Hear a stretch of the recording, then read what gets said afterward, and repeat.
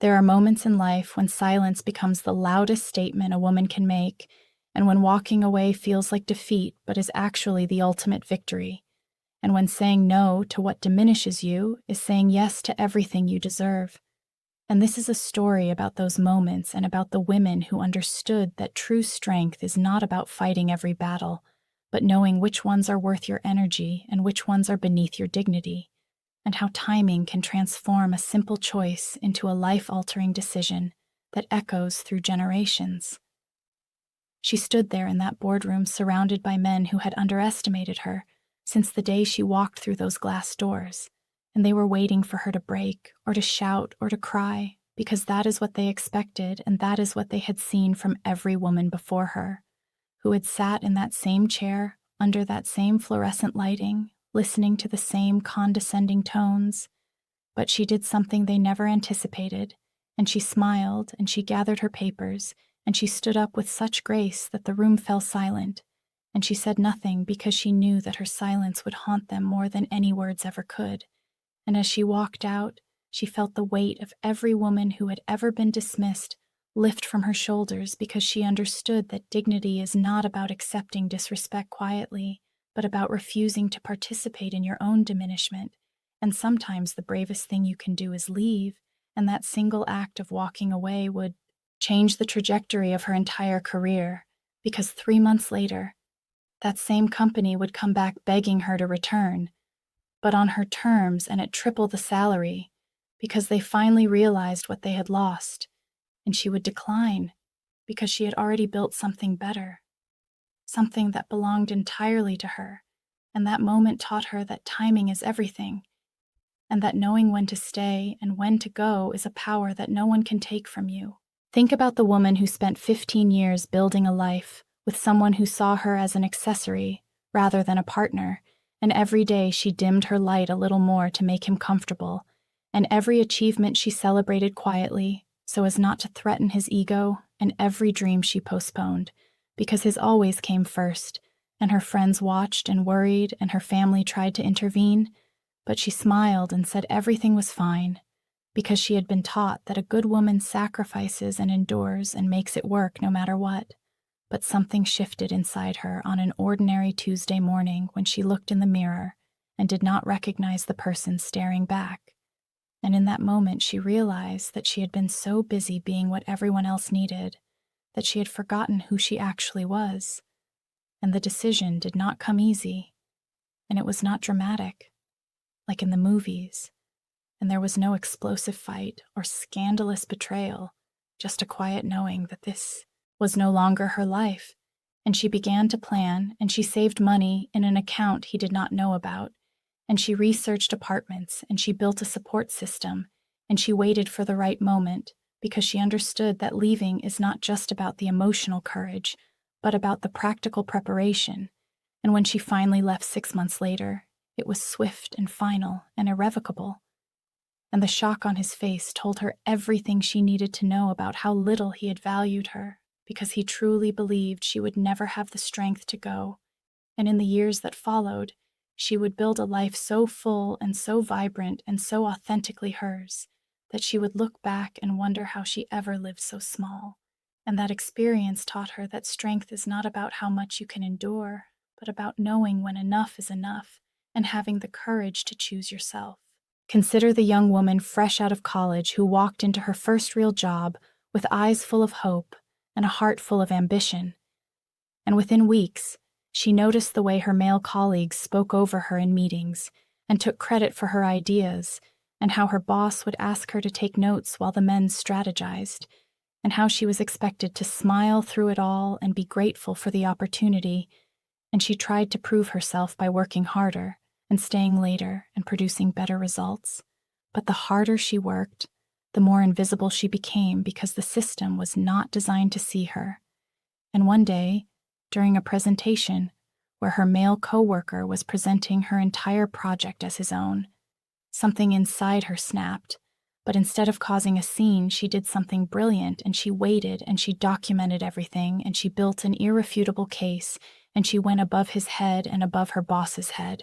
and she presented her evidence with such calm professionalism that they had no choice but to listen,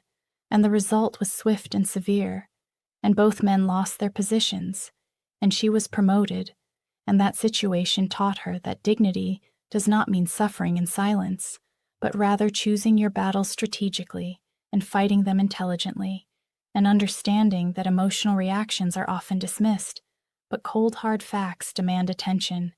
And she carried that lesson throughout her career and became known as someone who commanded respect, not by being loud, but by being undeniable. There is a particular kind of strength that comes from watching your mother struggle and deciding you will write a different story.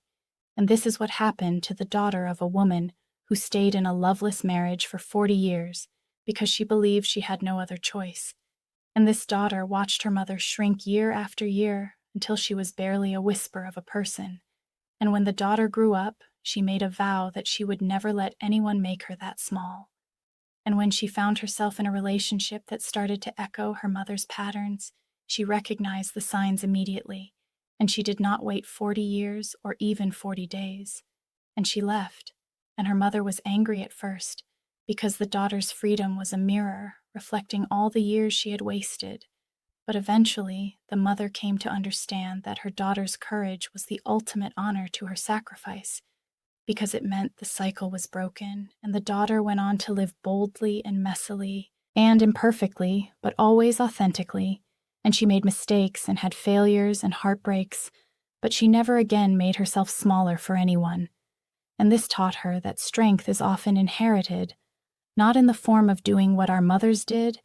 but in learning from what they could not do and having the courage to choose differently. Think about the woman who was told she was too ambitious and too opinionated and too much, and instead of shrinking, she decided to find people who thought she was just right, and she left behind friends who diminished her, and family members who criticized her, and romantic partners who needed her to be less, and she built a new tribe of people who celebrated her bigness and encouraged her growth and challenged her to be even more herself. And this was not easy, because sometimes being true to yourself means being alone for a while and sitting in the discomfort of not being liked by everyone and releasing the need for universal approval. But she discovered that the right people do not require you to edit yourself, and that true belonging never asks you to betray who you are. And this taught her that dignity sometimes means choosing solitude over soul-crushing companionship, and that the temporary loneliness of standing alone is far preferable to the permanent emptiness of standing with people who do not see you. Consider the woman who was sexually harassed at work and knew that speaking up might cost her everything, but staying silent would cost her soul. And she weighed her options carefully because this is the impossible calculation women are forced to make. And she knew that coming forward would mean scrutiny and doubt and character assassination and potential job loss. But she also knew that silence would mean living with the shame and the anger and the knowledge that she had protected her harasser at her own expense. And after weeks of sleepless nights, she made her decision and she reported him. And just as she feared, everything fell apart, and she was questioned and doubted and labeled as difficult and dramatic and attention-seeking, and she lost her job, and her reputation took a hit, and there were days when she wondered if she had made a terrible mistake. But then other women started coming forward, and they told her that her courage gave them permission to speak, and together they built a case that could not be ignored, and the man was finally held accountable, and she never got her old job back. But she found something better, and she found her voice and her power and her unshakable sense of self-worth. And this taught her that dignity sometimes demands sacrifice, and that doing the right thing rarely feels good in the moment, but always feels right in the long run. And that one woman's courage can create a ripple effect that changes everything for everyone who comes after. There is power in the pause, and in the ability to sit with discomfort before reacting. And this is something the world does not teach women because we are trained to be peacemakers and fixers and to rush in and smooth things over and make everyone comfortable.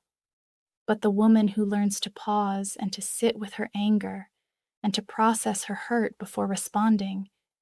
is a woman who maintains her power because she does not give others the satisfaction of seeing her lose control, and she does not make decisions from a place of pain or reactivity. And when she finally does respond, her words are measured, and her boundaries are clear, and her dignity remains intact. And this is the kind of strength that unsettles people, because it cannot be manipulated or provoked, and it forces others to meet her on her level, rather than dragging her down to theirs. Think about the woman who discovered that her partner had been lying to her for years, and the betrayal cut so deep she could barely breathe. But instead of falling apart publicly, she took her time to grieve privately, and she sought therapy, and she leaned on trusted friends, and she processed her pain in healthy ways, and she did not blast him on social media, or seek revenge, or try to hurt him the way he hurt her, because she understood that her healing was not about him, and that maintaining her dignity was more important than making him suffer. And when she finally confronted him, she did so with such clarity and composure that he had no defense. And she left that conversation knowing she had honored herself completely, and in the months and years that followed, she rebuilt her life brick by brick, and she learned to trust again, and she opened herself to love again, but this time from a place of wholeness rather than need. And this taught her that how you handle your pain is just as important as what caused it, and that true strength is not about never falling apart, but about how you choose to put yourself back together. Consider the mother who had to choose between her career and being present for her sick child, and society told her there was a right answer and a wrong answer, but she knew that only she could make that choice. And she chose her child, and she stepped away from the partnership she had worked 15 years to achieve, and people judged her and said she was throwing away her career and that she would regret it. But she never did, because she understood that timing is everything, and that there are seasons in life. And this was her season to be a mother, and her career would still be there when she was ready. And 3 years later, when her child was healthy, she returned to the workforce. And she had to start over in many ways, but the skills and wisdom she had gained from navigating her child's illness made her a better leader and a more compassionate colleague, and she eventually surpassed where she had been before. And this taught her that there is no such thing as the perfect balance only, the right choice for right now, and that women should never apologize for prioritizing what matters most to them in any given moment. There is a quiet revolution happening among women who are refusing to play by rules that were never designed for their success, and these women are not asking for permission or waiting for invitations, and they are not shrinking themselves to fit into spaces that are too small, and they are creating their own tables and writing their own rules and defining success on their own terms. And this is not about rejecting femininity or becoming hard or cold, but about embracing the full spectrum of who they are and allowing themselves to be both strong and soft, and both ambitious and nurturing, and both confident and vulnerable. And this holistic approach to womanhood is rewriting the narrative, because for too long, women were told they had to choose and had to be one thing or another, but never everything at once. And these brave women are proving that false dichotomy wrong, simply by existing fully and unapologetically. Think about the woman who was told she was too old to start over, and she looked at that limitation and laughed. And at 53, she went back to school, and at 56, she started her own business. And at 60, she published her first book, and she refused to accept society's timeline for when her life should be over, and she understood that reinvention has no expiration date, and that every day is an opportunity to become someone new, and her courage inspired her daughters and her friends and complete strangers, who saw her story and thought, maybe I can do it too. And this is the power of visibility and of refusing to disappear, just because the world is done looking at you. And this taught her that age is not a limitation unless you accept it as one, and that the best years of your life are the ones where you finally stop caring what other people think. Consider the collective strength of women throughout history who did not have the rights or resources or opportunities that exist today, but who fought anyway, and who paved paths and broke barriers and endured unimaginable hardships, so that the women who came after them might have it easier. And these women understood that their dignity and their timing and their strength were not just about their individual lives, but about the legacy they would leave. And when we honor their memory, we do so not by suffering as they suffered, but by using the freedom they fought for to live boldly and fully and authentically, and to continue pushing boundaries and expanding possibilities for the next generation. This is what it means to learn about dignity and timing and strength, and it is understanding that dignity is not about perfection or never making mistakes, but about how you carry yourself through both triumph and adversity. And it is knowing that timing is not about waiting for the perfect moment, because that moment will never come, but about creating the right moment through preparation and intention and courage. And it is recognizing that strength is not about never being afraid or hurt or uncertain, but about moving forward anyway, and about choosing yourself even when it is hard, and about setting boundaries even when they make you unpopular, and about speaking truth, even when your voice shakes, and about walking away from what no longer serves you, even when everyone else thinks you should stay. The women who embody these lessons are all around us, and they are your mothers and daughters and sisters and friends and colleagues and strangers on the internet, sharing their stories, and they are different ages and different backgrounds and different circumstances, but they share a common thread, and that thread is the refusal to accept less than they deserve, and the courage to bet on themselves, and the wisdom to know that their worth is not determined by external validation, but by internal knowing. And these women are not perfect, and they do not have all the answers, and they still struggle and doubt and fall and fail, but they keep getting back up, and they keep moving forward, and they keep choosing themselves, and that is where the real power lies. Not in never falling, but in always rising, and not in never being broken, but in how beautifully you put yourself back together. So when you find yourself at a crossroads and you are trying to decide whether to stay or go, and whether to speak or stay silent, and whether to fight or let go, remember these women and remember that you have within you everything you need to make the right choice, and trust your instincts and honor your timeline and maintain your dignity, no matter what anyone else thinks or says or does. Because at the end of the day, you are the one who has to live with your choices, and you deserve to make choices that allow you to sleep peacefully at night and look at yourself proudly in the mirror. And this is not selfish, and this is not weak, and this is not too much, and this is exactly right. And this is your birthright as a woman who knows her worth and refuses to settle for anything less than she deserves. And that is the ultimate lesson about dignity and timing and strength.